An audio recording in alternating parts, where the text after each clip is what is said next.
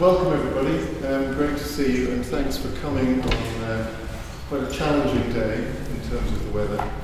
I'm just going to try and remind myself to speak quite slowly and my colleagues as well. I know some people have said they're fine with English but slower is better, so we'll try and keep it slow, but if we've started to go too quick then just give us a wave and we'll try and slow down. But welcome to this incredible group, and I do want to thank Sylvia Barini from the university for hosting us and for supporting this event, and also to thank Anna France and the whole Silent team for being so brilliant in making this happen. And so it's a real joy to be here, and I'm very excited to hear what will come. So we don't have a script, well, we have some notes, but what we're here for is a conversation about vulnerability. And I think it's important to say that we're having this conversation on Earth Day, and in a city that in many ways is incredible, is beautiful, is stunning, and is also very vulnerable. So it's a very striking place to be on Earth Day, in this particular polycrisis that we find ourselves in. So I'm just going to say a little bit about the format. So I will speak for a few minutes, and then I'm going to ask my colleagues to also speak just for 5 minutes each. And they're all going to be speaking a little bit about vulnerability from different perspectives. So we'll hear quite a range of different thoughts and different angles to open out the idea of vulnerability and why it might be important for us to think about that today. After we've heard from everybody, I think we'll go into conversation between the panel, and that'll take us up to about the hour mark, and then we're going to take just a couple of minutes break in silence. So, and this was my idea. I'm feeling a bit vulnerable about it because I've never done it. But it's just, the thinking behind it is sometimes a conversation, there are a few voices and they have trajectory, they're going in a certain direction, and that can be very exciting. It can also happen that there are other thoughts, other possible directions that we can go in. So we're just going to take 2 minutes in silence. We may then continue down the same trajectory, but maybe in that moment we'll choose to go off in another direction. We'll see how it goes.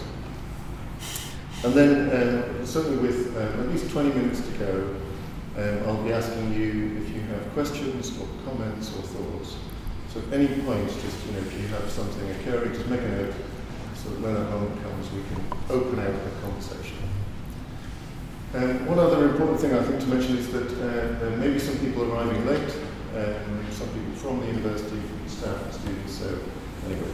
We know that, and hopefully they'll just come on in and join. Okay, I think we're all set.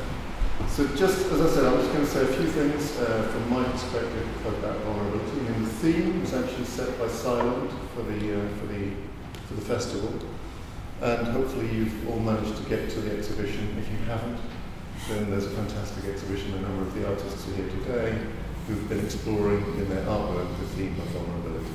But it's an amazing theme, and so I've been thinking about it for a while, and I've been talking with my friends about this theme as well, and exploring why it might be really a critical, a desperately important thing for us to think about.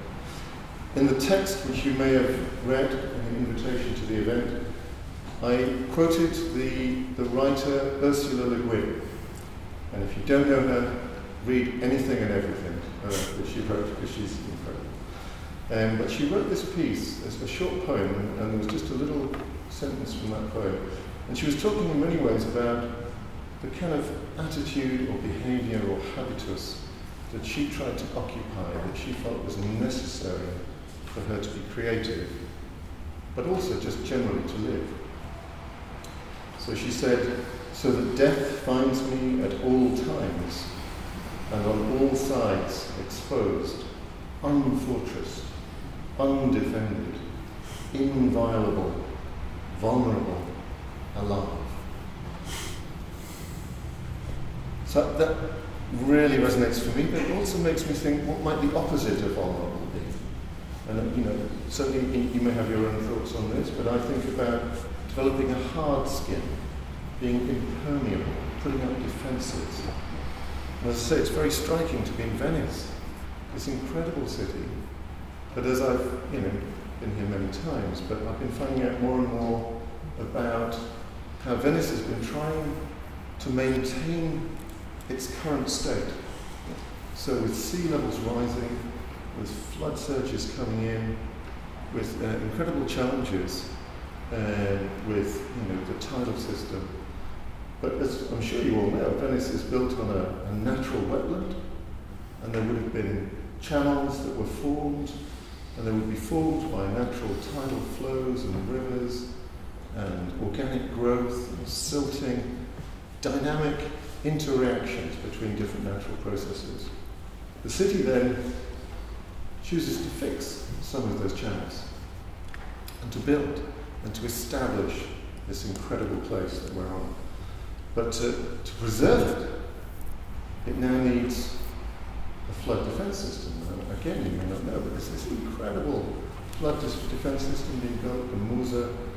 And unlike the system that I know in London, a big engineering statement that rises 30, 40 meters into the air, for Venice, that would mean that the fundamental look of the city would be lost. The aesthetic would be compromised. So Venice had to come up with another solution, a solution that was invisible, sunk into the water, and that comes up at certain points of need. As with so many technological or technical fixes, the solution creates a problem. And again, you may know this, but if you block the tidal flow, then you have a city where most of the human waste goes into the canals. It's an ancient city. It's a city that didn't have sanitation systems. They were invented when it was built. If you look at London, there was a huge outbreak of cholera in the 18th century. It was identified as being fundamentally about the plumbing. The city didn't grow at a certain point because the deaths from that were so great. When they realized the need for plumbing, they could fundamentally redesign the city. Venice can't do that. So it requires this tidal flow. If you block the flow, you kill the city. All the organic life in the flows, they lose oxygen in this stagnant water full of human waste. I think you know this, but it tells us quite a lot, I think, about the challenges of trying to fix something when actually the natural state is a dynamic flow of interreactions. I just made this morning. It's a still image of the Grand Canal and a moving image. And it's just, for me, I often think about two Greek philosophers who, in many ways, had a bit of a battle. There was one person, Parmenides, and he thought that all change was illusion. And he made many great statements about that. And there was another philosopher at the same time they overlapped, Heraclitus, and you may know something that he said. Sometimes he's quoted as saying, you can't step in the same river twice. I think there's a nicer translation, which is, for me, the river where you set your foot just now is gone, those waters giving way to this, now this. So he thought that everything was constantly in flux, and that we needed, in many ways, to attune ourselves to that flux. Life was change. So I wonder what that tells us about our attempts to try and fix things, to hold things in our identities, in our personal relationships, in our designs, in our cities. Just another thought on what the opposite of being vulnerable might be to be petrified.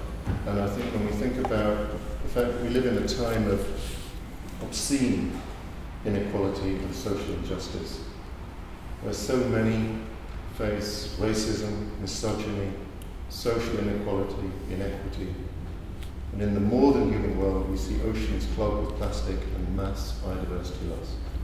How can we protect our mutual vulnerability and recognize our interbeing in those conditions? because the tendency might be to be petrified, to go hard, to want to be impermeable, not touched. And maybe that exacerbates the problems. I don't want to talk too long, but just finish with two brief anecdotes in a way. I have a good friend, Satish Kumar. I think a number of people here know him well.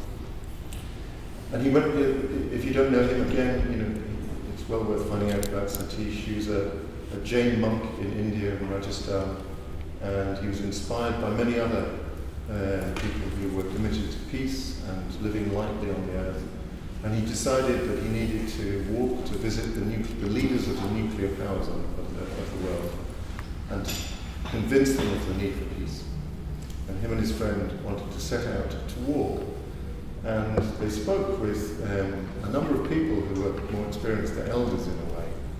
And one of them said, "You must take no money and no food, because you will be vulnerable. And in that vulnerable state, people will help you."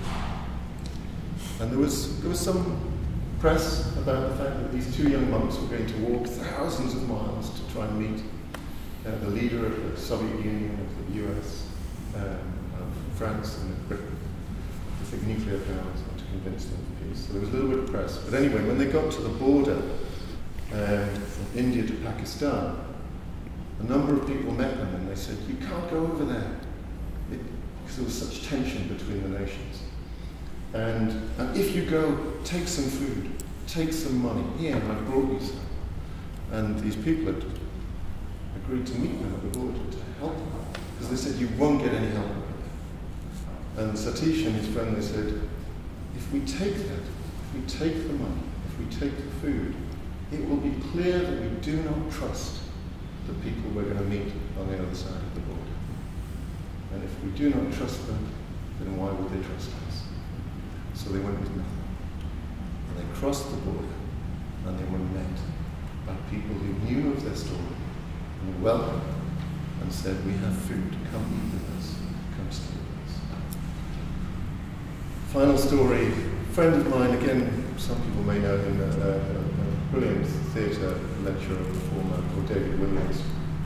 He just told me a little story. He was in Glasgow a lot of years ago, and he was walking through the city, and he saw a dog, and it was in the backyard of a house, and it was chained, and it was all concrete, this yard, and it was full of the dog's excrement, and it had clearly just been left there, abandoned, and it was snarling and vicious, and when anybody went past, it strained at the chain to get it.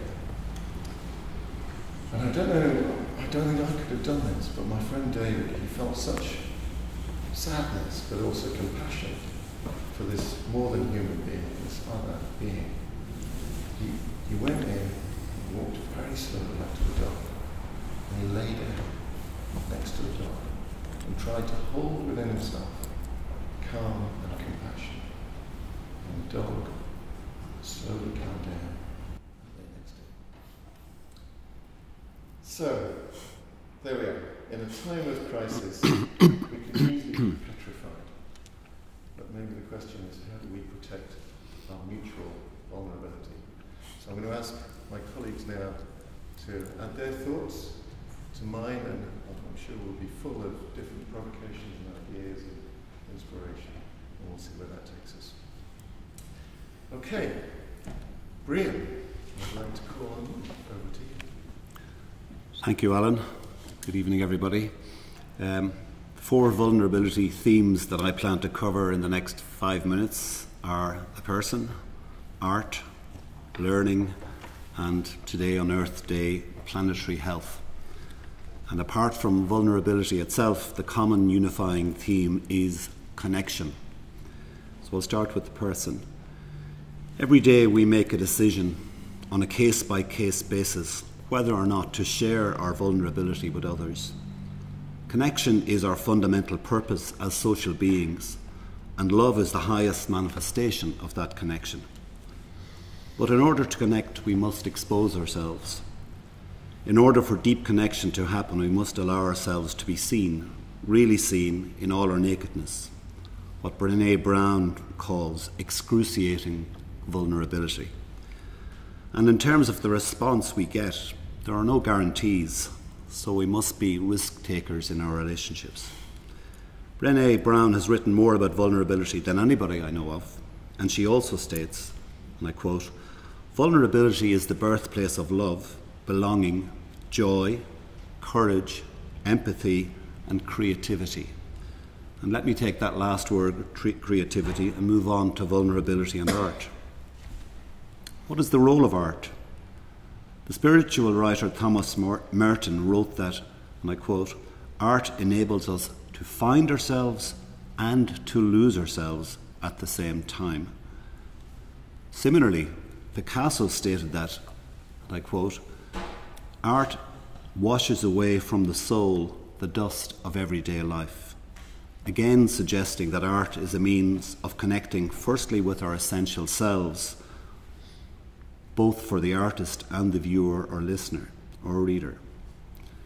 The Irish poet and Nobel laureate Seamus Heaney, in the address he delivered at the Nobel Prize Awards ceremony in 1995, talked about, and I quote, "poetry's power to persuade that vulnerable part of our consciousness of its rightness in spite of the evidence of wrongness all around it. The power to remind us that our very solitudes and distresses are creditable insofar as they reflect our humanity." Basically, he was conveying, as many other artists have done, that the vulnerability exposed by an artist is the bridge that connects with his or her public, whatever the art form. Vulnerability and learning. In the case of this theme, I wish to talk briefly about a pedagogy of vulnerability, a concept in teaching and learning that is particularly applicable within higher education. The core formula of this pedagogy is that the educator is prepared to share their stories, to expose themselves, join the students as co-learners, and importantly, to admit when they do not know or fully understand something. Therefore, the lecturer steps down from being a figure of authority to a position of a facilitator who contains and manages the process of learning, but allows for experimentation, creativity, and importantly, permission to make mistakes. These are framed as opportunities for new discoveries and exploration into the realm of personalised learning. So, by adopting this pedagogy of vulnerability, by connecting with students in this way, a significant enhancement of the learning experience and personal development of students can be created. Finally, planetary health. Planetary health is a relatively new term that recognises that the health of the environment and the health of human societies are deeply intertwined. It is about systematically identifying the ways to ensure a prosperous future for all, but by balancing the needs of a growing human population while respecting the planetary boundaries within which humanity can flourish.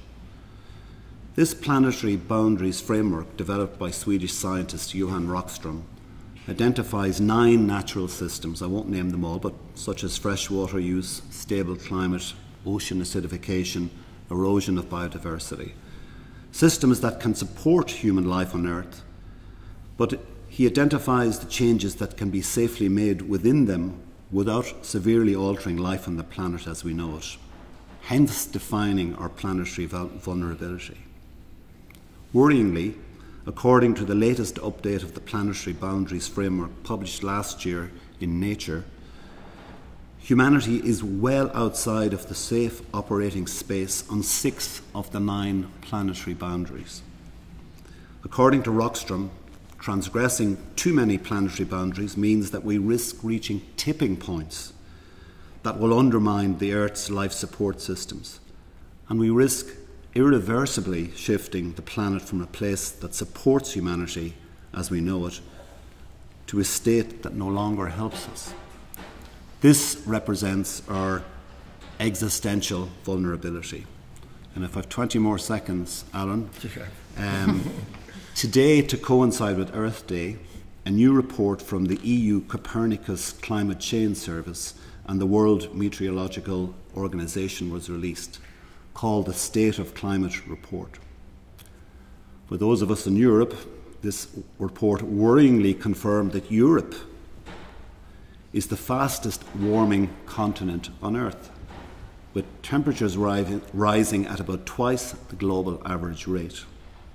The report detailed how in 2023 Europe witnessed the largest wildfire ever recorded, one of its wettest ever years, and widespread devastating flooding. The report also warned of serious consequences for public health as the frequency and intensity of heat waves continues to increase. There has been a 30% increase in heat-related mortality in Europe over the past 20 years. I could go on, but you get the message. So we must act. We must embrace urgency. We must recognise the existential vulnerability of our planet. And I'll be happy in conversation to visit how we might address some of those issues. Thank you. Brilliant. Thanks, Brian. That's fantastic. I mean, just briefly, I think the bridge that connects, vulnerability is the bridge that connects. How we take that thinking into responding to what Johan Rockström is telling us is one of the challenges I think maybe we can explore today. I love a pedagogy of vulnerability, and I'd like to explore that as well. I'm not giving big introductions to the guests. In the book you can see the profile, but I think it is worth mentioning that you've been a president of a university. And it's certainly my experience that, and we might want to get into this, that actually people at very senior levels are open to change and ideas. Institutions aren't always. So why there's a mismatch there, we might want to look at. But, that could be a long conversation. But it would be interesting to look at that. Anyway, let's move on. I'm going to ask Nomeda and then Gediminas to talk about their work. So over to you first. Thank you, Alan. Hello, everyone, and I'm Nomeda, and thank you, Brian, for really, putting all these very important keywords on the table. And I feel absolutely connected with all of them, but of course, art is what really stands out for me because I'm an artist, and we work together with Gediminas, who is next to me, as an artist duo, or a small collective. So there are, of course, few keywords we want to address, and collaboration is one of them, which we talk about. So I would start perhaps with communication, and as we are artists, our practice is tightly linked with vulnerability. And first of all, because by default, we have to expose ourselves to others in order to be functioning, basically in order to exist and to practice, we have to expose ourselves. We cannot stay away from or from the world or from our audience, or we cannot be invisible because our practice would not simply exist in that case. And thus every exposure is a risk. Perhaps you know what it means. It is a test of how our ideas will communicate in the world and how we will be understood, accepted, or rejected, and sometimes even banned or cancelled.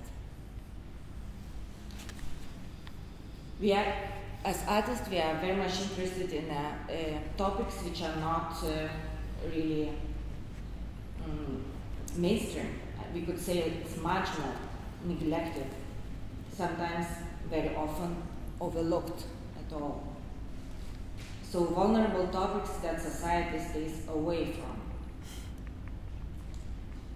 For example, feminist scenarios and role of women in the 20th century Soviet films and media, which we explored a lot and researched in early 2000s. Also territories which are occupied or are still occupied although we live, like for 30 years, we coming from Lithuania, we live in the democracy and in European Union. Also public spaces and cultural spaces in the city,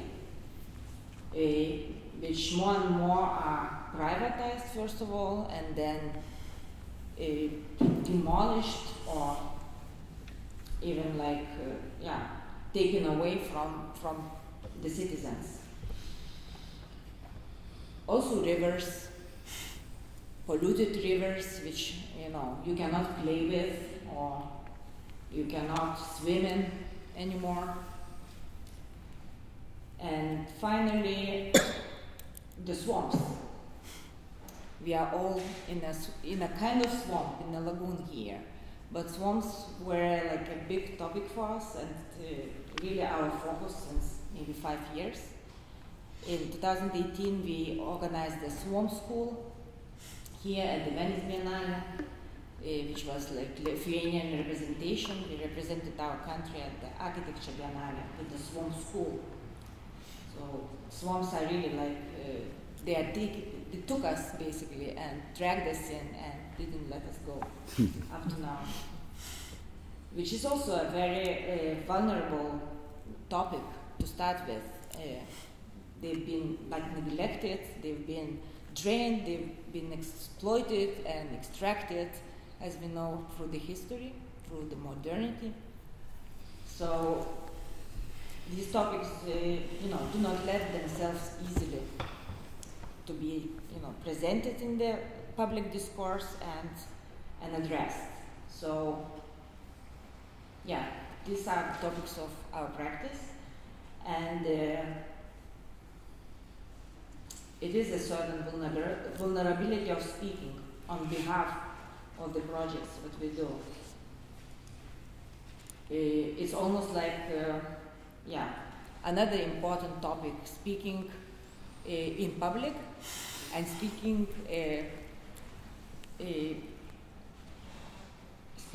instead of our practice. So I think this is a another very important thing I wanted to address.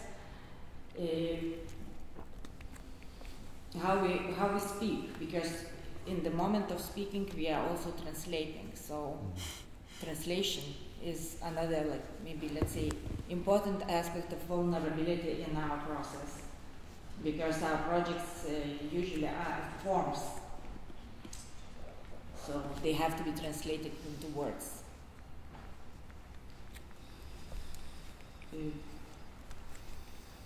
And artworks for us are proposals, intentions, questions, and gestures that turn things into motion, but in no way they are answers or even the conclusions. So in that sense, it is a certain vulnerability of speaking on behalf of our projects, like taking their voice without the chance left for the audience to experience the artworks in their own right way, successfully or unsuccessfully. And then finally, I would like to mention collaboration, because it is definitely a very much related topic with vulnerability, and since we collaborate together and we involve many other people in our projects and creative processes, I think Gediminas could continue on collaboration.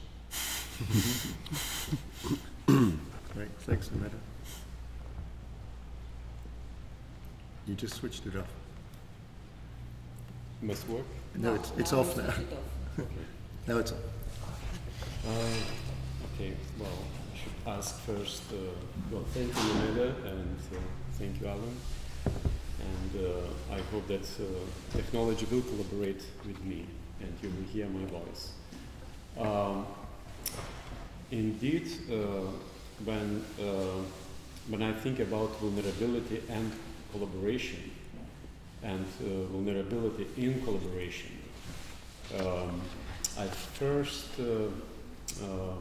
and again, given that we are artists who are working also not within the small collective, as Nomeda mentioned, both of us, but we often open this collaboration to people coming from other fields, not only artists, but also scientists.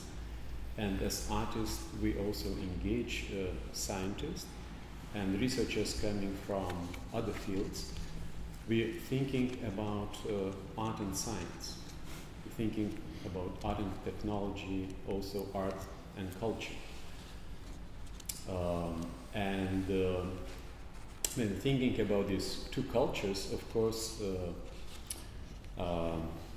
Charles Percy Snow comes to mind, as he wrote a book in the 50s on two cultures, how the science and humanities could speak to each other, could inform each other.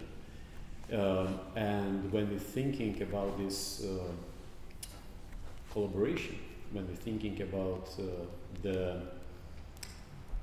space, the tension, the electrical tension between the fields, or between artist and scientist, we have to give up on something. We have to give up on the truths that are established by us, whether we are artists or scientists, and come up with something unexpected, maybe something that is surprising to ourselves, by something that could actually perhaps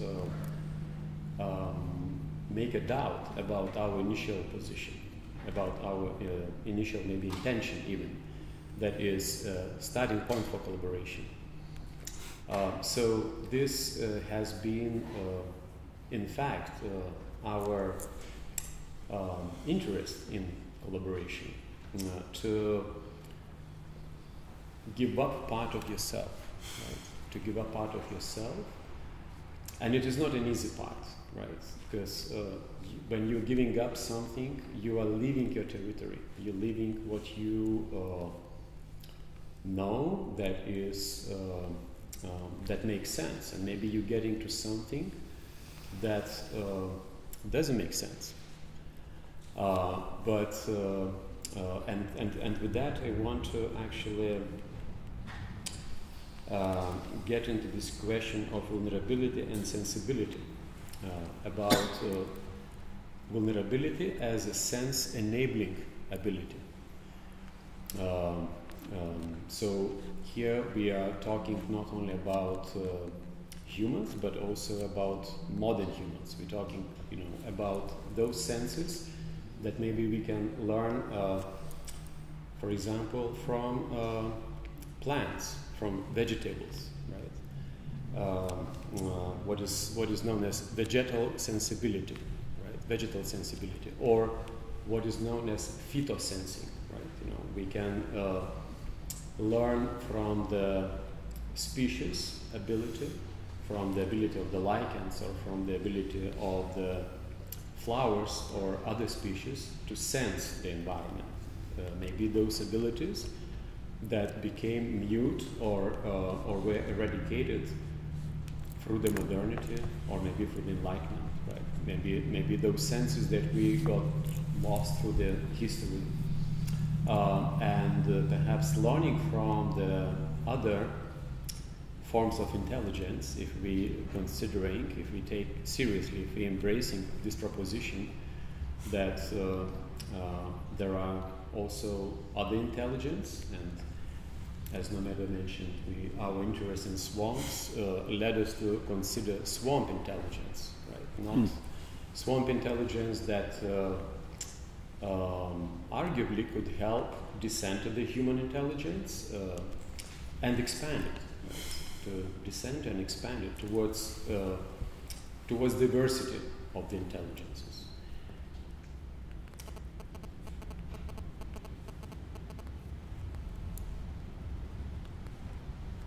How are we doing? Great. Thank you, Gediminas. Okay. Sorry, just a couple of quick comments. I would ask if other people not getting into conversation, but if you have some quick comments. But I loved what you said, Nomeda, about the vulnerability of speaking. I know Xinwei and I have been talking about Tao Te Ching and the problem of naming, and I think it speaks to that. An ancient text full of wisdom that talks about the problem of naming and the vulnerability of making any statement, the tentative nature that maybe one wants to adhere to in making a statement, but in public it feels as if any statement will be almost like a manifesto, a position of certainty rather than a tentative, speculative gesture. So I really appreciate that, and I really love what you're saying, Gediminas, and I'd love us to get into also how I think people talk about nature as if we're not nature, but they talk about learning from natural systems and about resilience, but I occasionally wonder about robustness. In the face of great challenge, there can be a significant robustness, I put that word out there, which often comes from a set of nested mutualities that maybe we can learn from. So resilience, robustness, adaptability. Great to use. I'm putting words all over nature now, which is always problematic. But any other quick comments from anybody before we move on to Muriel? Great. Okay. Well, I think there was plenty there for you to get into Muriel.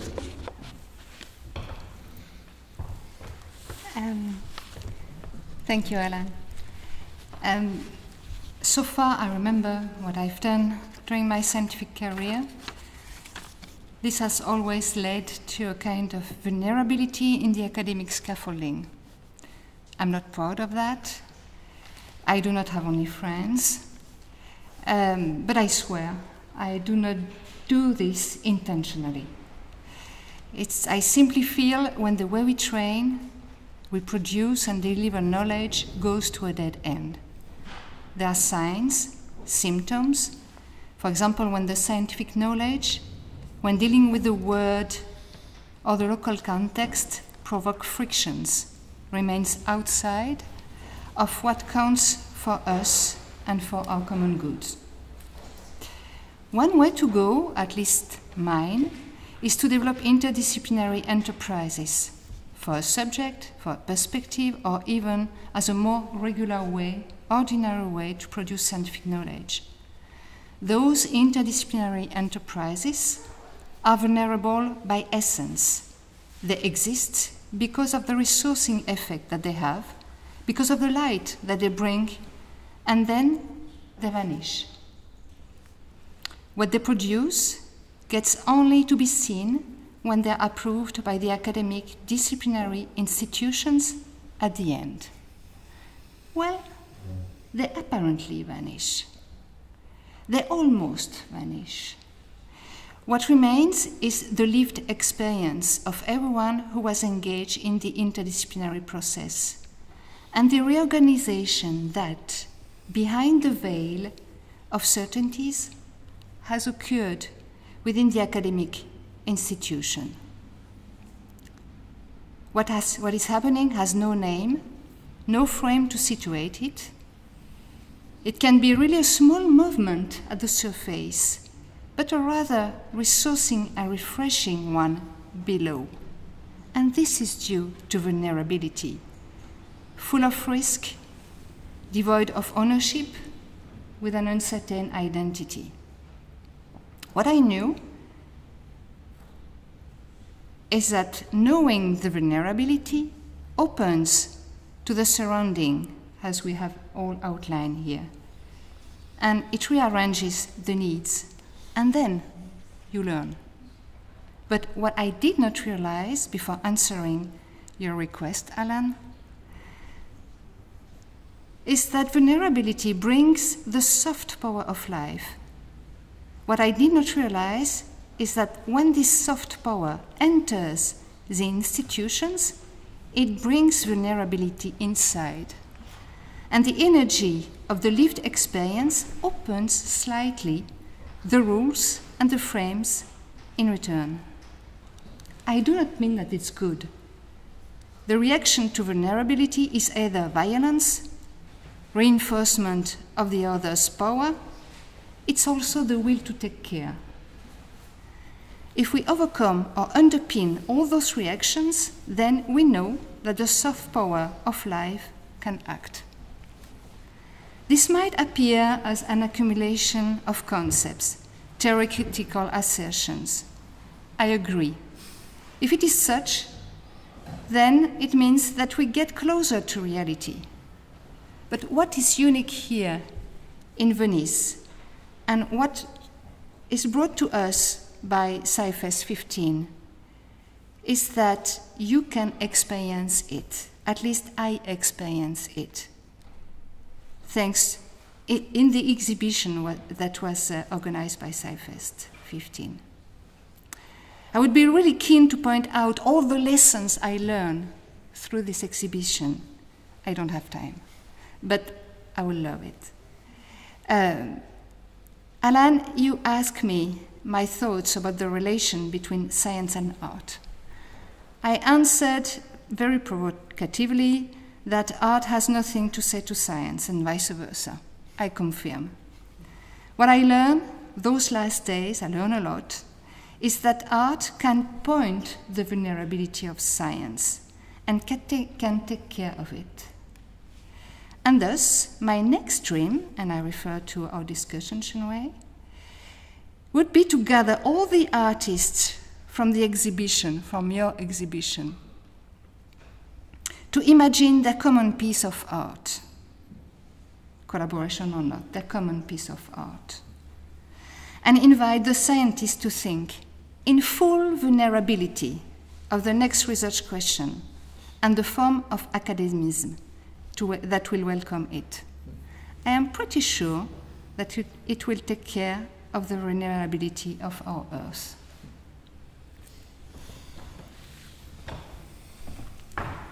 Great, thanks, Muriel. We have to do it. Yeah, I think so. Yeah, I mean, so many connections forming for me at least. I mean, I think, we've heard about pedagogy of vulnerability, about swamp school, learning from and with the swamp. And I think, again, you talked about interdisciplinarity and the vulnerability that's required there. I would like to respond to the provocation about art and science, but I'm going to leave that for the conversation later. And hopefully other people will want to respond to that provocation as well. And the proposal, and we manifest that. But for now, I'm going to ask Alice to add her voice to the conversation. Over to you, Alice. Thank you, Alan, and thank you, everyone. It's open. Is that working? Yep, it's on. So it's just really, really interesting to hear all these words, all these approaches. And at the back of my mind, even on Earth Day, when we're all thinking about all the terrible things happening to our Earth, I suppose the thing that's actually uppermost in my mind is the fact that not only are we slowly destroying our house, we're also fighting each other in various parts of the world. And I therefore would like simply to speak some poetry based on an ancient 3,000-year-old war, which I believe is still going on. The philosopher Elaine Scarry, the American philosopher, defined war as out-injuring each other.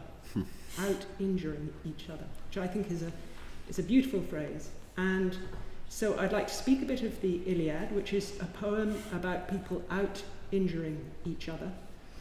We think of it as a heroic poem, but I'm interested in the mute and marginalized voices in that poem. I loved what you said about listening to plants and listening to women, and so I'm going to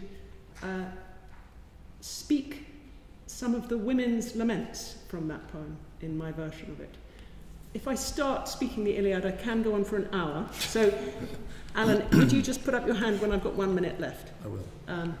So, imagine that that I'm speaking this 3,000 years ago about the Battle of Troy. The first to die was Protesilaus. a focused man who hurried to darkness with 40 black ships leaving the land behind. Men sailed with him from those flower-lit cliffs where the grass gives growth to everything. Pyrasos, Iton, Ptilios, Antron. He died in mid-air, jumping to be first ashore. There was his house half built, his wife rushed out clawing her face. Poracus, his altogether less impressive brother, took over command. But that was long ago. He's been in the black earth now for thousands of years. Like a wind murmur begins a rumour of waves. One long note getting louder, the water breathes a deep sigh. Like a land ripple, when the west wind runs through a field, wishing and searching, nothing to be found, the cornstalks shake their green heads. Like a wind murmur begins a rumour of waves, one long note getting louder, the water breathes a deep sigh. Like a land ripple, when the west wind runs through a field, wishing and searching, nothing to be found, the cornstalks shake their green heads. Echepolus, a perfect fighter, always ahead of his men, known for his cold, seed-like concentration, moving out and out among the spears, died at the hands of Antilochus. You can see the hole in the helmet just under the ridge where the point of the blade passed through and stuck in his forehead, letting the darkness leak down over his eyes. Elephanor from Euboea, in command of 40 ships, son of Chalcodon, nothing is known of his mother, died dragging the corpse of Echepolus, a little flash of flesh showing under the shield as he bent. Agenor stabbed him in the 9th year of the war. He wore his hair long at the back. Like leaves, sometimes they light their green flames and are fed by the earth, and sometimes it snuffs them out. Like leaves, sometimes they light their green flames and are fed by the earth, and sometimes it snuffs them out. Simoisius, born on the banks of the Simois, son of Anthemion, his mother a shepherdess still following the sheep when she gave birth. A lithe and promising young man, unmarried, was met by Ajax in the 9th year of the war and died full tilt, running onto his spear. The point passed clean through the nipple and came out at the shoulder blade. He collapsed instantly, an unspeakable sorrow to his parents. And Hector died, like everyone else.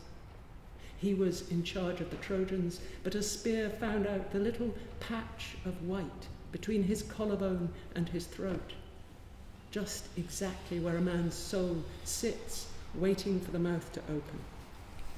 He always knew it would happen, he who was so boastful and anxious and used to nip home deafened by weapons and stand in full armour in the doorway like a man rushing in, leaving his motorbike running. All women loved him. His wife was Andromache. One day he looked at her quietly. He said, "I know what will happen." And an image stared at him of himself dead and her in Argos grieving for some foreign woman. He blinked and went back to his work. Hector loved Andromache, but in the end he let her face slide from his mind. He came back to her sightless, strengthless, expressionless, asking only to be burned and his bones wrapped in soft cloths and returned to the ground. Like leaves, who could write a history of leaves? The wind blows their ghosts to the ground, and the spring breathes new leaf into the woods. Thousands of names, thousands of bees. When you remember them, remember this.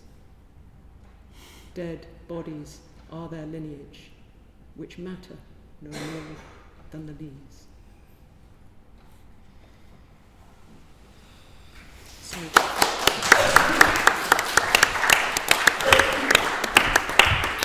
sorry, I had to finish my sentence. You did, and how awful was it to have to give you a minute's notice when you were attending and remembering the deaths of these individuals and knowing that there were so many more? And I was saying, only one more minute, Alice. So anyway, thank you very much. And I won't try and add words. Over to you, Shimon. I wish that you were the last speaker. Yeah.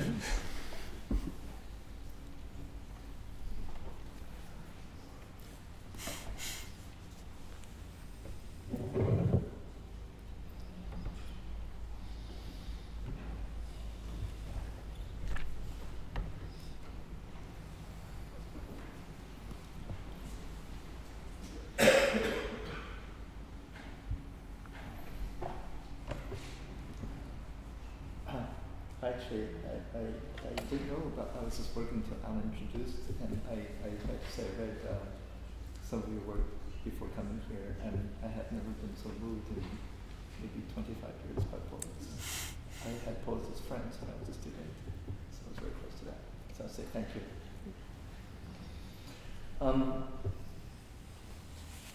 I'm not here to say how things are. I mean, I'm sorry when we speak, it sounds like statements, you know, just because of the tone. I very much share what Nomeda was saying earlier. So what I'm going to say in the next 5 minutes, I hope you take this in the spirit of, I'm going to describe how where I could see things, as if, let's see as if, and then see what ensues. Okay, in that spirit. Even if I make these sound like statements, okay, they're more like proposals.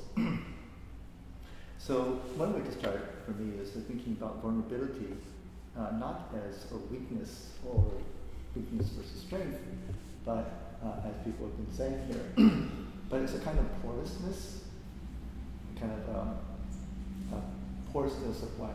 Porousness of, let's say, the being to the world, between the world and the being. So it's a kind of relation. Right? So maybe we can think of vulnerability as a feature of a relation rather than a feature of a thing or a being or a person. So then we can ask, well, what sorts of relations are we talking about? And very roughly, we can think about, for example, relations between people, a relation between a person and another person, or a relation between a person and the world. But the world meaning that which is the milieu, in which the person is living.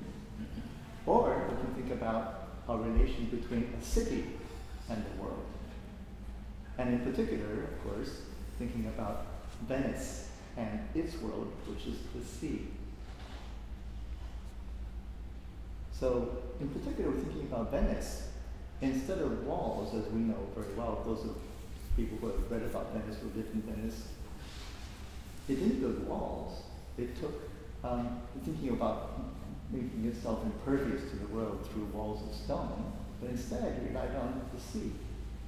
But this is a very different quality relationship to Venice, to the city, right? Because instead of having this kind of impervious surface or boundary, the water that was its defense, the very water itself, made it possible for Venice to have a metabolic relationship to its world, through trade, through finance, and through ecosystems.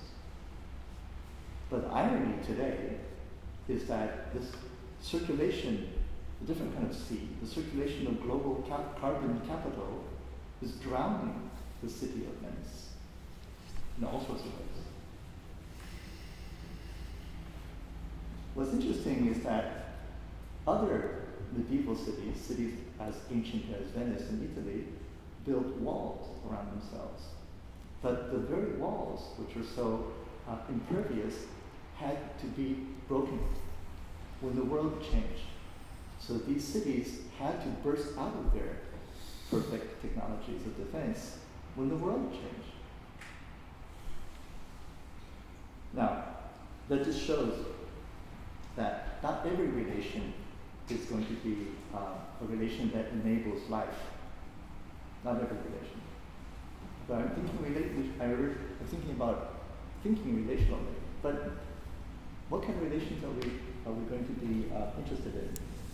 What characterizes a relation of life, a relation that enables life? So now let me change the register of language to a different set of tropes. In physics, we have this notion of equilibrium. So if I have, imagine a marble in a bowl, and it's the bottom of the bowl. If you shake it a little bit, perturb it in any way, it settles back to the bottom. But if you put the marble on top of the peak of a little hill, and you perturb it in any direction, it will fall off.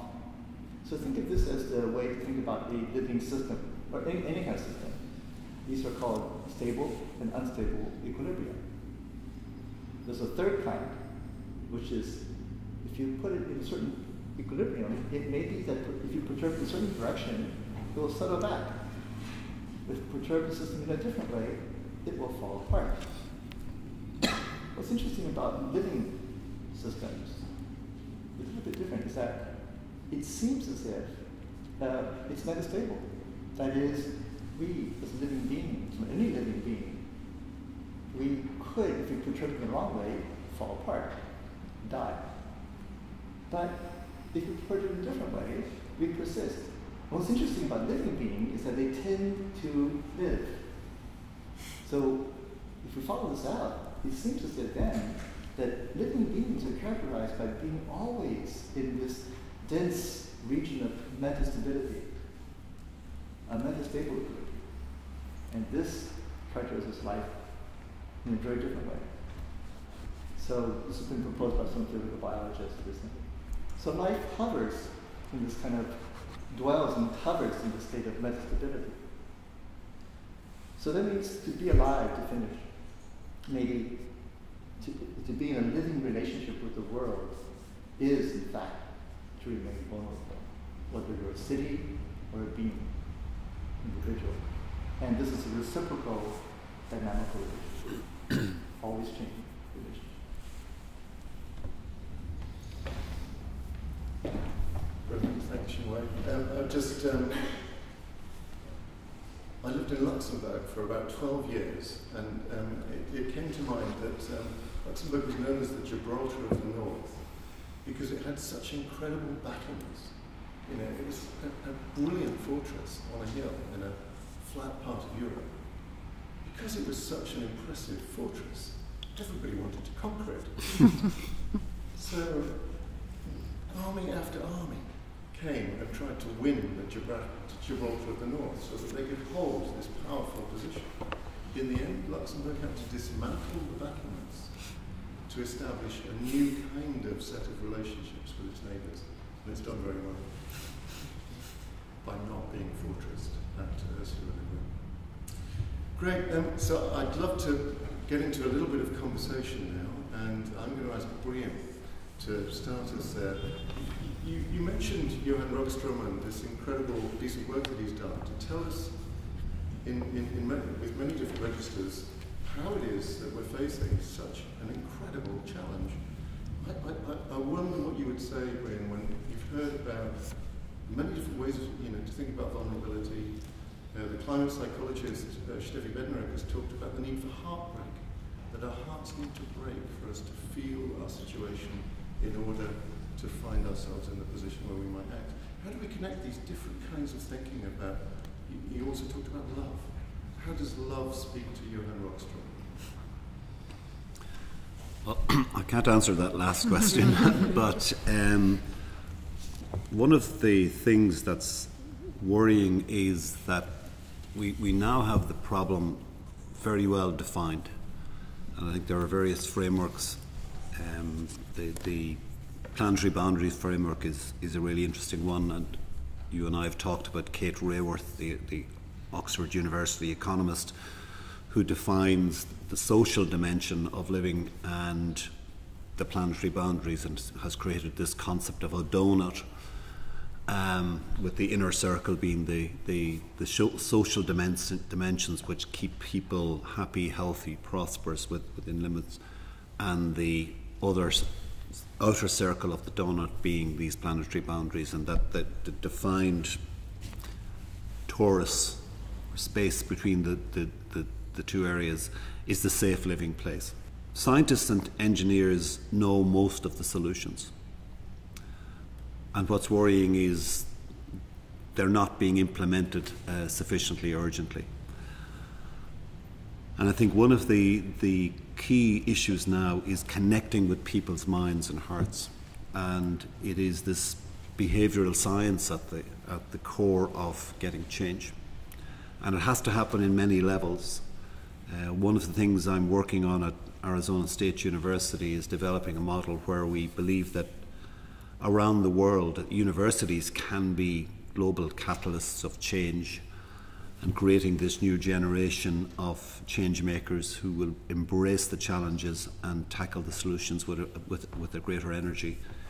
In many of the universities I deal with, students are far ahead in their thinking, far ahead of the faculty, far more motivated.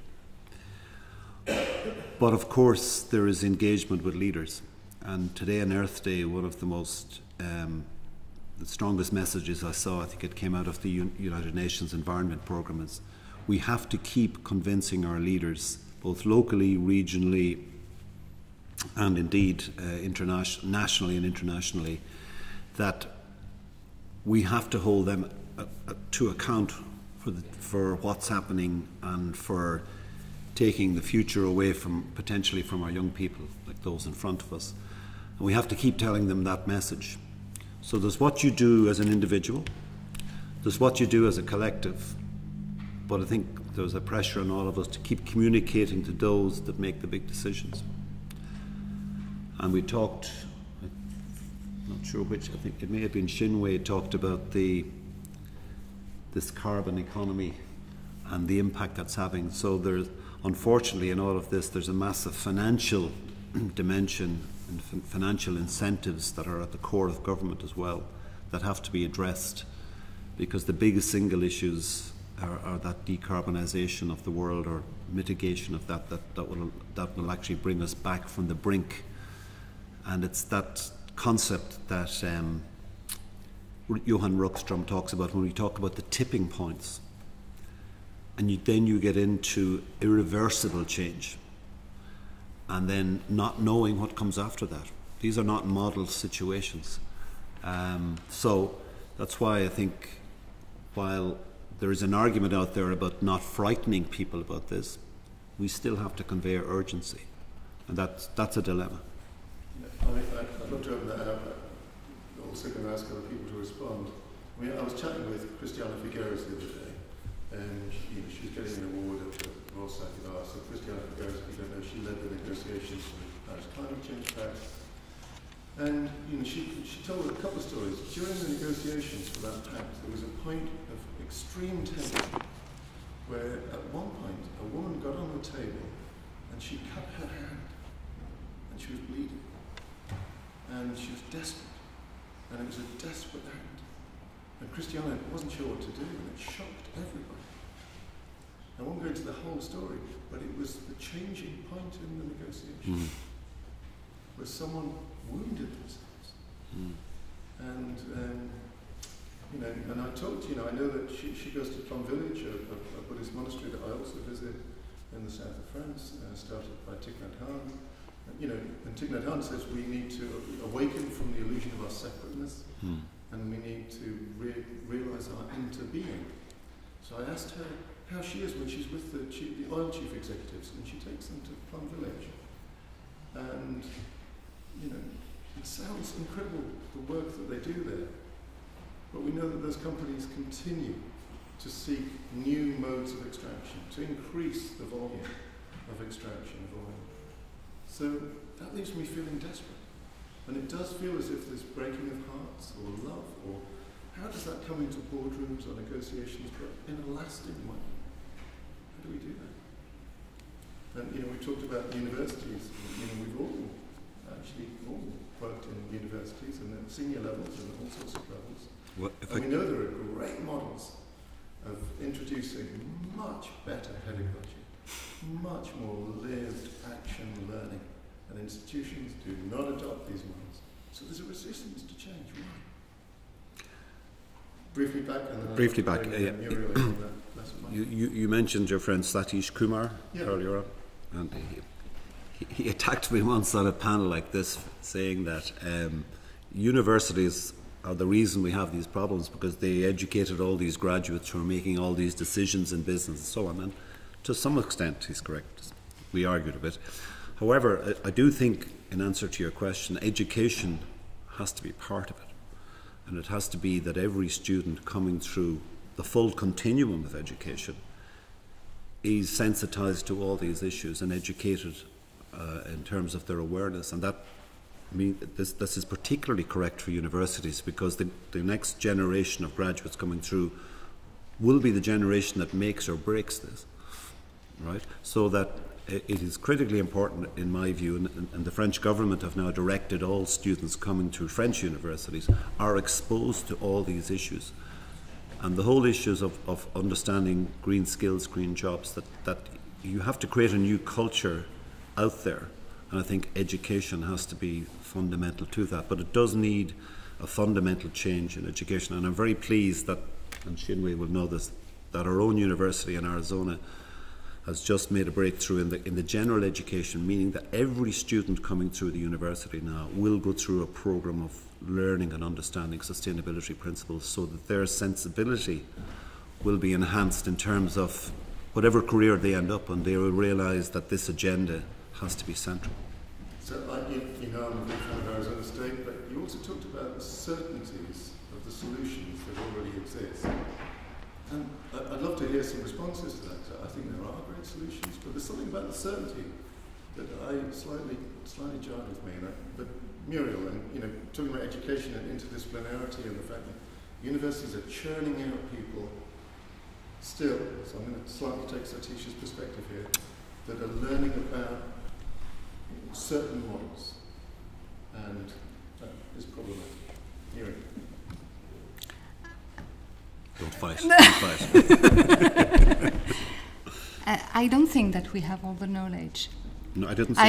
I said many of the solutions. Yeah, I'm not sure, because we are really lacking any other proposal for other economical model than the one that we have. And I think this is one main difficulty that we have. This is one. The other one, we are always saying, to do this, we have to change paradigm. We have to change paradigm. Again and again. But there is no other background to help change those paradigms. We can really teach the students to be more familiar with the principles of sustainable development, and I think it's very important.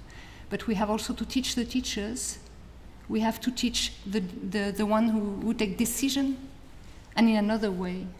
But to teach this in another way, we have to take risks, because there will be no way to evaluate what kind of progress we are doing, to evaluate what kind of skills we are implementing. So I think it's urgent also for all of us, of course, to rely on the new generation, but not to overload them.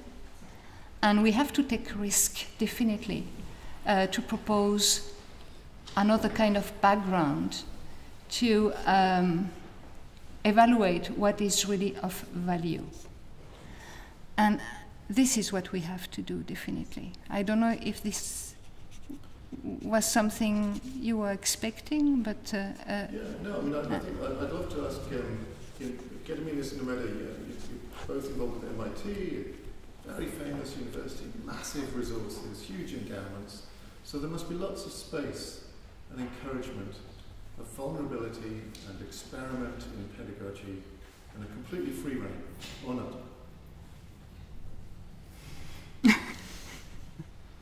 Because this is what we would expect of these great universities. Harvard has big endowment.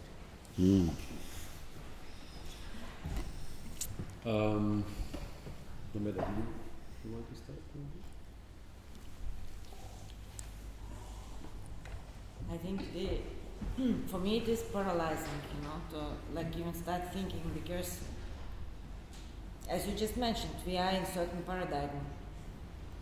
So I think, you start unpacking, step by step, starting from you, from with whom you collaborate, with then bigger group, with students, then with the department, and, getting like bigger, but in the end, what kind of values, what is what we really value?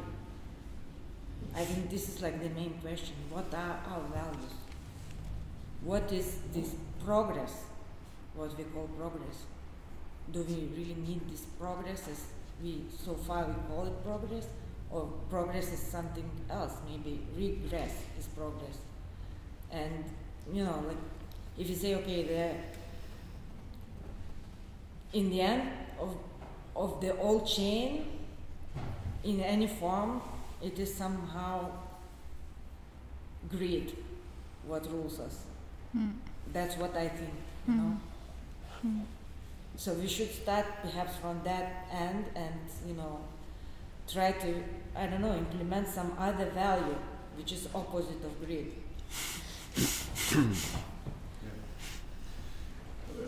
Just briefly, like to say, I've designed lots of, master's degrees, undergraduate degrees, and sometimes it feels like, well, the obvious way might be to say, let's focus on an investigation of climate crisis, because that's clearly one of the big pressing things. So let's make that the focus. Just for what it's worth, what I do is the opposite. I say, let's not look for climate crisis. Let's attend to where we are. Let's really find out where we are. But let's ask lots of different people to help us find out where we are. And we won't all agree. We won't find common language, even to talk to each other. And it will be challenging. But if we open ourselves to each other and try and really engage with how the other reveals where we are to all of us, then it is inevitable that we will encounter climate crisis. It's inevitable that we will encounter social inequality, injustice, biodiversity loss. But we'll come at that through curiosity, a deep need to know. So I do think there are a number of ways. That's just one other way, but which I think is, has some pedagogic merit to it, and maybe it is about pedagogy of vulnerability. Well, but lovely to, go for it. If we speak about pedagogy, I wanted to bring this model that once was practiced actually by Doctoral in the Bordeaux clinic, where the patients became actually, switched the places with the doctors, right? So the patients became doctors and of the system, right? And I think if we're taking seriously into account, the not even students, but the younger generation, maybe like Greta Thunberg, or those who are like 10 years or 12 years, their bodies much more vulnerable to the toxicity. Their bodies, because they are still bodies in the formation, their organs in the formation, kidneys and lungs and the brain. And they're much more vulnerable to all the toxins that are ejected into the environment. So we have to actually be taught by them, and in order to get to enable our senses, to enable our sensibility to the environment, and actually perhaps rethink all our pedagogy, because maybe at the university it's already too late.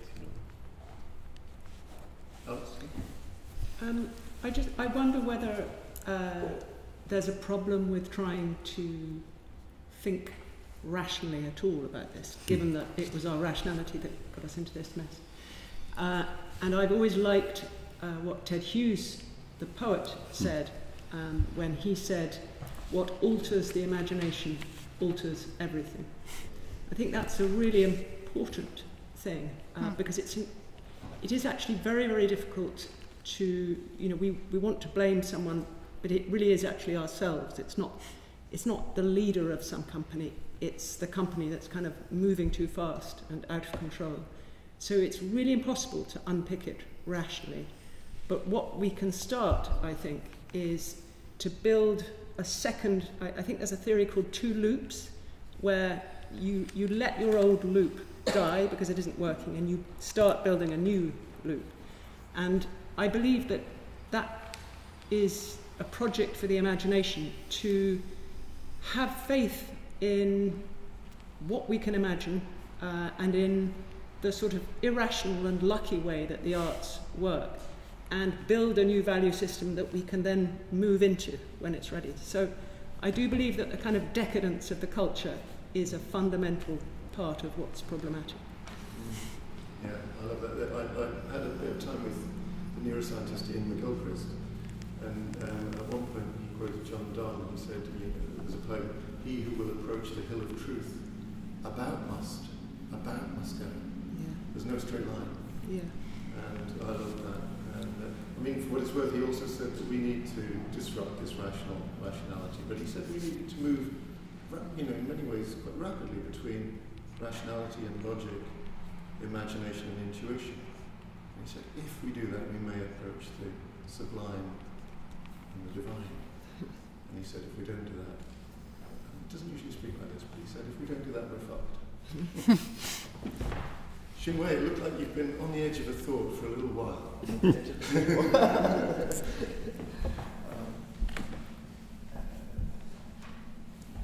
Well, just picking up on what people have been saying, I'm wondering if, I think as Muriel was talking about, we need some other background or to assess or to evaluate changes, let's say.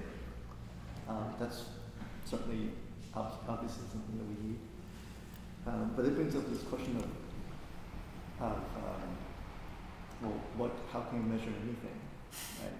So just like Rinaldo once said, that at the beginning of any science, the wise scientist has to decide what is observable, and that defines the science. And what goes with that decision is the construction of the instruments of measurement. Are we using telescopes or microscopes or what have you? Because that defines the objects actually that can be discerned. This is all within the domain of what can be, understood in some rational process. That's fine. But it is a decision. It's not transcendental, not from God. It's not just a necessary thing. So that's already, encourages some humility, obviously. Good scientists are all humble this way. They're good. They know about this. But if we think about, I think about words, and I think as I was listening to Alice, I was thinking about how in everyday use of language, we're very sloppy. That's how we can get by, right? But sloppy in a way that's, I say it sloppy in this way. As I say to students, these vocabularies that people use, whatever, like AI or something like that, they're all just handles that we just attach provisionally to very, very fuzzy, blobs of thought. Thinking of Saussure, right? Oceans of thought, and they're all dynamic and changing. But that's all we have. That's all we have. They're just scripts. And then there's an art, though, and we can use it to manipulate the world, to understand each other, to do things, get things done. But we do also have the privilege of changing the grips. And that can slip accidentally or can be done with art. So that's maybe a way of thinking about attachments that can allow us to make these changes in imagination. Yes, absolutely. Poets have this great power to do that in a deliberate way, right? But that's also other people too. How do we or institutions allow ourselves to change those scripts? Okay, and right now it seems like in the name of control, this is the only way to use this theory. It's the only way to interpret that language. And finally, I'd like to ask the question of my colleagues here, speaking in terms of poetry and art. Maybe now as it generalized to all sorts of art making, I like very much. I think it was Gediminas who said something about, or you said something about, Nomeda said, turning things into motions. I love that. turning things into motions. The artwork can be about turning things into motions and not in the spirit of providing answers, conclusions. I'm thinking of Isabel Stingers, who wrote about Whitehead, Alfred North Whitehead, with this notion of concepts not as answers to problems, but as lures for thought. She's using Whitehead, lures for the further adventure of thought. Any kind of concept, circle, democracy, what have you, not as an answer, okay, but just as a provocation. So in that sense, I'd like to ask, how can we think of these kinds of art objects, or art installations or events as maybe not answers, but as conditioning the possibility of an experience, conditioning experience. So, and we can put very deliberately these objects into the world so that they don't determine anybody's experience, but they can tilt the ground a little bit for a subsequent experience. So it could be in a narrative in a novel, it could be an installation, it could be very elaborate, like the kind of work we've done, very elaborate arrangements of people and interests. This can be done. This can be done, or not. Alice? Well, I think that's how the ancient mystery schools worked. They posed the most brilliant questions, like the questions in the Book of Job, which actually don't have answers, like, by what way is the light divided when it scattereth the east wind over the earth? I mean, there isn't an answer to that. Or, what is man that you make much of him? There isn't an answer to that. And there's a book called the Exeter Book of Riddles, which collects Anglo-Saxon riddles, a beautiful book, and they're very beautiful kind of poem riddles, and none of them have answers. So editors spend a long time trying to work out what these riddles are. But the fact is that a riddle that has no answer, or a question that has no answer, allows you to inhabit an unstable thought world, which I think is a way of sort of living in the perhaps that is what we ought to get better at. So I think riddles and ancient mystery schools and questions would be a good way forward. Sounds good. Anyone else? Cohen, that's another way of thinking. Maybe just a little thought to remembering what Moholy Nagy said, in his statement, Vision in Motion, that we're living in the fast-moving world. So, and of course, with this idea of the diverse forms of intelligence, we're trying to kind of like consider also things that are beyond the visible, because our culture, and especially for the Enlightenment and modernity, is very much based on the visual evidence. And of course, it's not easy for me. I feel very vulnerable as an artist to speak about that, especially coming from the visual arts. But to consider things that are beyond the visual, right? Because this idea of the vision in motion, the way how I understand it, speaks about kind of like complex things beyond the visual, because it is in motion, it is in process, it is in becoming, right? So there is this movement sort of like back and forth, kind of like simultaneously.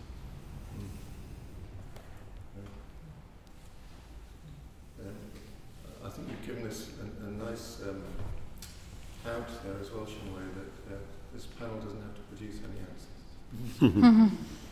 No outcomes. But anybody want to respond to that question before we have a little pause to Shinwei's provocation? No, I really liked your articulation of that, and I was writing it down, this notion of art as a conditioning experience, and the fact that our experience of art can simply tilt the ground a little bit and sensitize us in some sense to experiences. I mean, I think I posed the question earlier of what is the purpose of art, and maybe art has no specific purpose, or maybe it has many purposes. But certainly I would resonate strongly with what you've described there, and that all the time that maybe art, or the different forms of art, are different stimuli to us to stimulate these thought processes, and as you said, Alice, that enable us to get into this unstable thought world. So yeah, I've been certainly I can see it like that. the piece about art that attracts me most, and I go back to my friend Seamus Heaney, the Irish poet. There's a famous poem where he is looking into a dark well, contemplating this is personal helicon, you'd know Alice. And he said at the end, I rhyme to see myself, to set the darkness echoing. So I think there's aspects of what you've said in that as well, but that notion of this stimulus to bring us into these thought areas. And just briefly comment as well, I think what you said, Alice, about not knowing, about living with uncertainty. How many teachers feel able to do that when they stand in front of the class? They feel like they have to give answers, they have to instruct. And, you know, for anybody who's experienced it, I feel like I've had little glimpses of that where you don't know. And, you know, sometimes I've created situations where there were lots of so-called experts who didn't know. And sometimes the student then said, well, maybe this way. And that was such a gorgeous moment. And we didn't necessarily have certainty, but it felt like suddenly certainties were given up and something else became possible. And there's certainly mutual vulnerability in those moments, but mostly our systems are built to create those, or create the conditions as you were talking about. So I'm going to do that deeply uncomfortable thing. I'm going to ask us, and if you're late, we're going to sit for 2 minutes in silence and see what that does.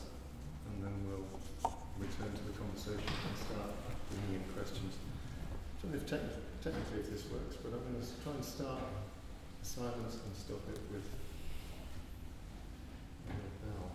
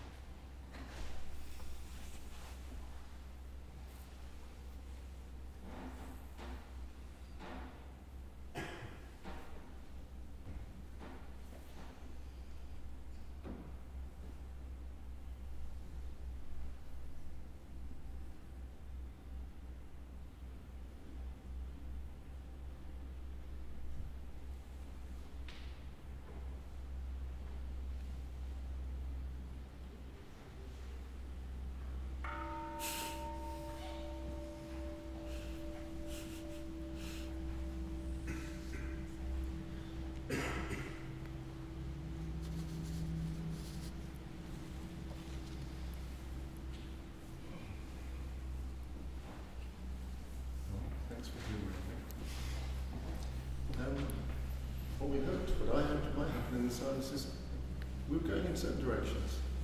So I just want to invite anybody on the panel to take us in a different direction, possibly, or if they want to revisit. And after that, we'll go to the audience.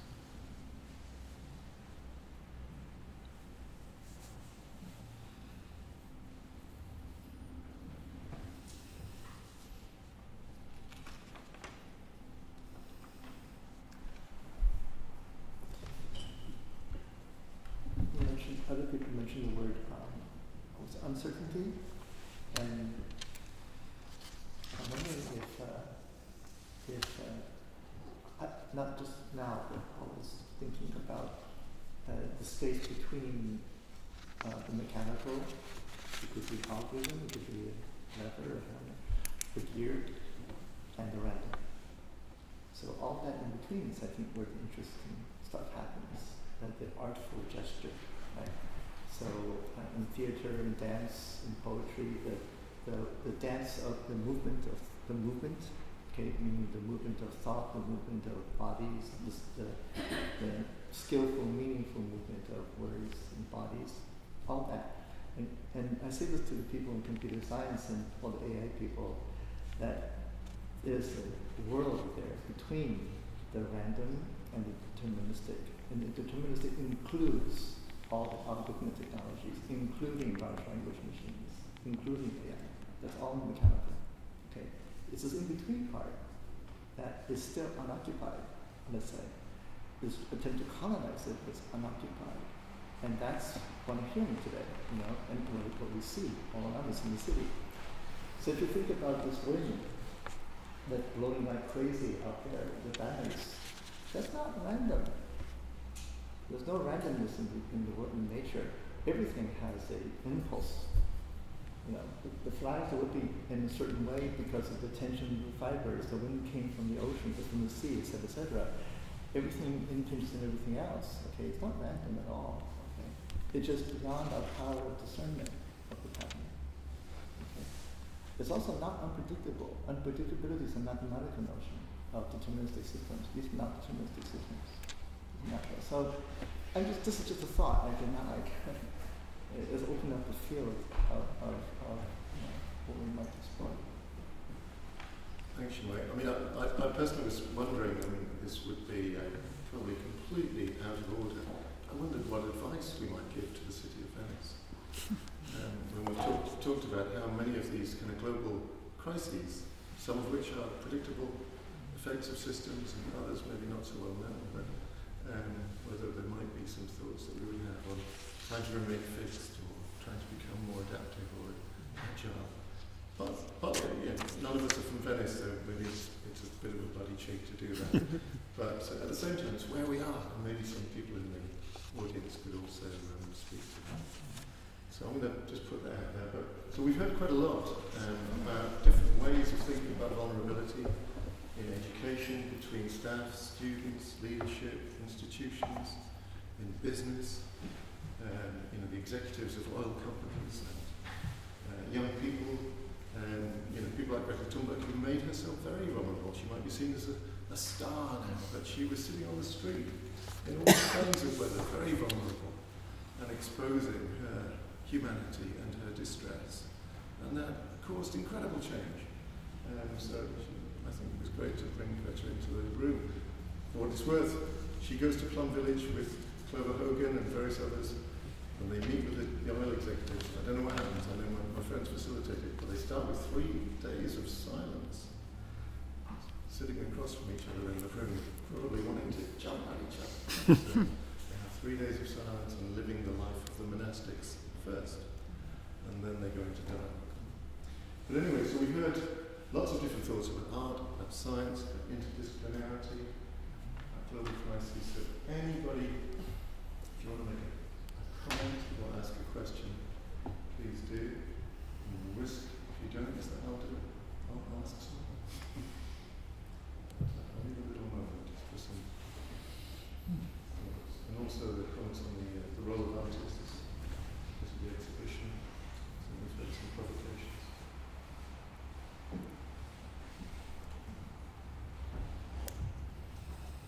Yeah. Please do that.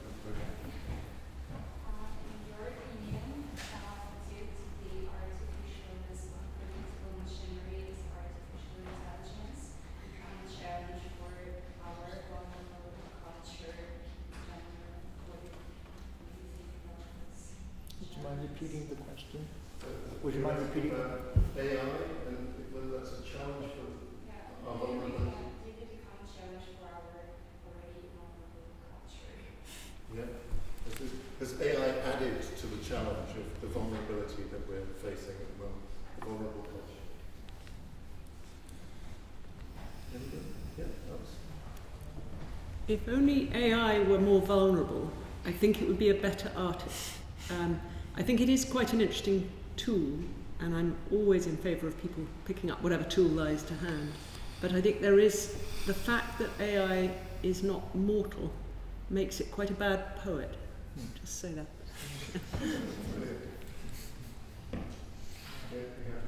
Anybody else want to speak to that? It's hard to top that. If you look at the actual algorithms that are used for machine learning, they only work on syntax. Large language models, these kinds of AI.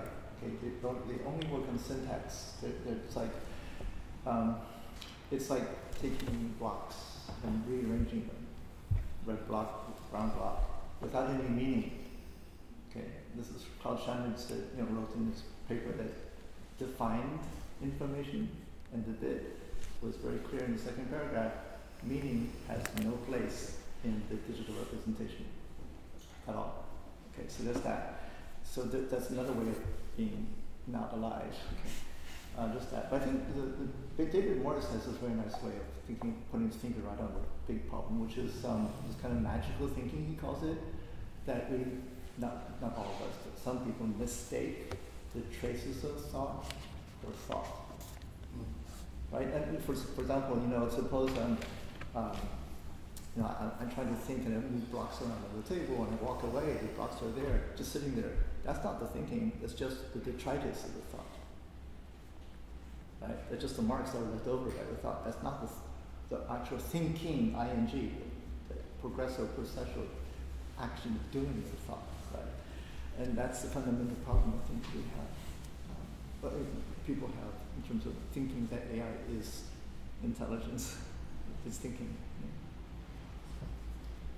If I could briefly I'd go back to Ian McGilchrist, the neuroscientist. He talks about very many things in very complicated ways, but in one moment he talks about two types of pattern recognition, and I think it relates to AI. So he describes a bird pecking for seeds in a sort of a field of pebbles. So the pebbles are quite close to the seed shape. So to find the seeds, there needs to be, the bird is drawing on a resource of memory that recognizes known forms, so it can differentiate between different kinds of known forms. At the same time, it's scanning the horizon for predators. So again, trying to pick up on previously recognized forms.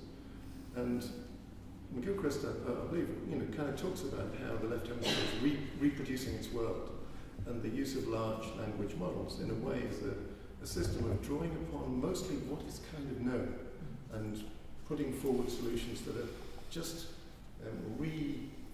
combined versions of the known. What McGilchrist says is that actually the other hemisphere will be scanning those forms that are known, and at times encountering a form that maybe looks a bit like a known form, but just enough not like a known form. And what does it do? It doesn't try and force it in. It doesn't say, well, that's a buzzard, because it's vaguely like a buzzard. No. It looks enough like it's not a buzzard, but I don't know what it is. So it goes into a new box of not yet known forms.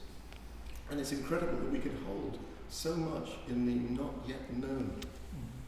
And I think some of what we've been talking about, the vulnerability, the uncertainty, the not known, I'm not sure yet that the machine learning and large language models are able to go into that zone. And certainly what McGilchrist says, again, which I think is very important, is that we need to attend much more to that part of our own capacity to engage with the not yet known. And if we can't force it into the known knowns, then let's leave it where it is, as an unknown. Maybe it goes back to your koans and your the riddles. Anyway, lots of people, Muriel and Gediminas were nodding a lot there. I don't know if in agreement or disagreement. I think it urges that we teach in another way. And I think it's a very interesting opportunity to look at what is unpredictable. what is out of the motifs, what is out of the frontiers, and to feel better the frontiers based on what AI will provide. So I think if we are able to teach this using AI, I think we are really taking all the opportunities that AI is providing. How to see the box in which we are thinking, to think out of the box too.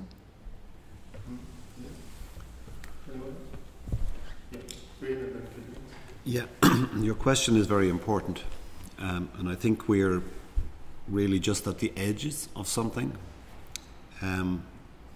It's a little bit reassuring that the European Union has come up with a governance framework to look at this very carefully, because I think it has the potential to do some very negative things. But it's very clear already that there is huge potential for very positive things. Just a few days ago I tweeted an outcome of a medical study on early identification of circulating tumour cells for cancer in the body, and that it's already in radiology and in other medical diagnostics showing huge potential. It is definitely going to transform education. What exactly it does, it's not very clear yet. Those that are founders of this technology will disagree about its ability in terms of intelligence. Some will say that it can evolve to create intelligent, depending how we define this, intelligent entities that may be more intelligent than human decision makers currently. That's a concern. I do believe and agree with Alice that currently it has nothing like a soul, or is nothing that makes it human. But again, there's always potential. I just think we have to be extremely careful and hope that those who make the decisions, you cannot put the genie back in the bottle, but that they can guide. And it comes back to something that's come up here, and I think it may be the strongest message from this evening, that is values. It comes back to values, that if we agree on values, that we can use that, and that has to go in all aspects of this, almost like a moral code or an ethical code. This very difficult to police, very difficult to make sure that it happens, but I think that's at the core of it. But I think your question, as I say, reinforces a concern that is shared by many. Thanks, Gediminas. Yeah, I was thinking of this idea of diversity of intelligences. So your question is about artificial intelligence. How about artistic intelligence? How about intelligence of other species, right? And also we have to take into account, in the words of Andrew Pickering, that he's proposing, in his essay to the Swamp book, he's proposing dual ontology of the swamp. He says that all the science that we know for the Enlightenment, right, from the scientific disciplines are being forged, is as if that's kind of like sitting on the solid bedrock. But he says that this solid bedrock is just illusion. Beneath this is the quacking swamp. So the point today is actually to connect these two ontologies, to connect everything that was pushed aside and withdrawn by the science, and dive down into the bottom of the swamp and bring it back and somehow connect these two ontologies. And in other words, I think that this connection should allow a thought that there are things that are uncomputable. So artificial intelligence project deals with things that are computable, but there are things that are uncomputable. And perhaps we need to keep that way. Thanks, Gediminas. I know we have to finish at 7, and there's a very beautiful text in the CYFEST document, which I think was co-authored by Sylvia. It's got your name on it. I'm just curious because you've been so involved in curating the events around vulnerability. So I'm curious if you have any thoughts or comments. Not only thanks for being here. I come from 4-hour lesson, so lots more. And good listening. Yes, okay. Thank you very much. So you're at the edge of your limits as well. Okay. Anybody else would like to? You can see what a great question did. Produced an awful lot of interesting thoughts. So, Thierry.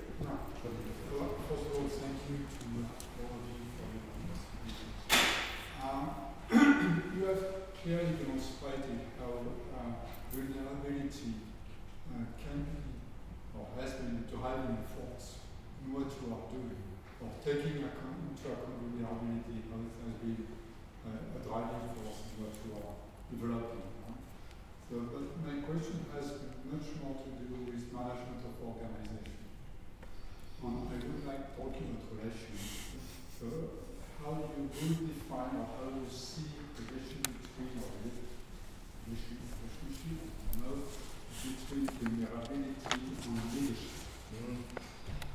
Great, thanks. Good question. Anybody? Alice? I always seem to be the first, but I'm sorry about that. But I just can't help mentioning that the very first poem that was written down, the Epic of Gilgamesh, is precisely about that question, and many poems have examined it since. The Gilgamesh, the king of Sumeria, was a really abusive leader, raped the women and beat up the men, and the gods sent a friend for him, and his friend died, and Gilgamesh discovered mortality and went on a long journey to try to discover how to be immortal, found the plant of immortality, dropped it down a well by mistake, realized because he was mortal, he was equal to his subjects, and was then a good leader. So I think that question has been around from the very beginning and has been answered over and over again, always in terms of leaders understanding through mortality that they are equal to their subjects. Yeah, I think what I have to say builds on that, Alison, and agrees with it. Just to tell you where I'm coming from, as you mentioned, I led a university in Dublin for 10 years, and they are definitely complex organisms and creates lots of challenges of leadership. I also had a more intense challenge as a leader when, at the beginning of COVID, the Irish government asked me to lead the vaccination programme in Ireland. And if you want a pressurised situation where lives literally are at stake in terms of how well you do something, that was it. So when I was preparing for this event and looking at vulnerability, I found something that resonated strongly with my take on leadership, and it introduced the concept of authentic confidence. And certainly when anybody I know takes on leadership in the beginning, there's a feeling, a fear that if you show any sign of vulnerability, it can be perceived as weakness or that you're inadequate. So the typical thing to do is to put on a mask of this self-assurance, unwavering, this certainty again. But it doesn't really work, and it doesn't bring people with you, and I think the essence of leadership is to bring your community with you wherever we need to go. So authentic confidence is a concept actually that provides a safe space for vulnerability and doesn't require any facade. And what sets it apart is that it's about the acknowledgement of the full range of human emotions. So you can be confident, but it doesn't mean you're free from fear, anxiety or doubt. And it means having the capacity to acknowledge these emotions, but still have confidence in your own abilities. So it's a hybrid existence. But certainly to truly lead and connect with others and to be open to the entire range of emotions, you have to practice this authentic confidence that not only strengthens one's own leadership, but creates that connection again with your community and the ability to bring them with you. I think, Thierry, is that the sort of question you were asking? Certainly that's my experience, and moving from the authoritarian certainty to something where you share, now within limits. It's not, you have to manage this, but share within limits your vulnerability. It certainly does have a much stronger way of connecting with your community. Great, thank you. We've only got about 2 minutes. Yeah, really quick. Also to respond to the first question as well. I realized I think I made an incorrect response. I'm sorry. I think the sense of the panel here, I think our conversation is that vulnerability is not a negative feature. It's intrinsic to being mortal, and how to live with vulnerability is something we're thinking about as a positive ambition. Okay, so Hannah Arendt was horrified by Eichmann's defense of his obedience to authority by turning to Kant's imperative, that he's just following an imperative to obey. And according to Judith Butler, the reason why Hannah Arendt was so horrified is because she wrote a thesis on Kant, was that actually for Kant and for many of us, to be human is to in fact exercise judgment. So when we relegate or delegate decision making and judgment and assessment to immortal machines, algorithmic or not, we are in fact advocating what it means to be human, to exercise judgment. We can be wrong. A leader could be wrong. But in the kind of data-oriented ways of thinking about managing organizations, this is tendency. This is a paper by Gary Dirksen and Sander Vanderbilt. Gary was president of British Petroleum China for 30 years, so he knew a lot about how to run large corporations. And they were saying that all these technologies that we have for getting more and more data is because motivated by managers needing to have more control, right, in order to be correct also in making these decisions. But as you were saying, there's never enough data. The world is always unruly, it's messier, there's uncomputable stuff going on all the time. So there's such an insatiable demand for more and more and more data. And now, thank you to algorithmic technologies, pattern matching technologies, these managers think, oh, now we can be absolved of making decisions by relegating that to the machine. So we can be more, quote, objective. There will be no more mistakes. And leave it at that.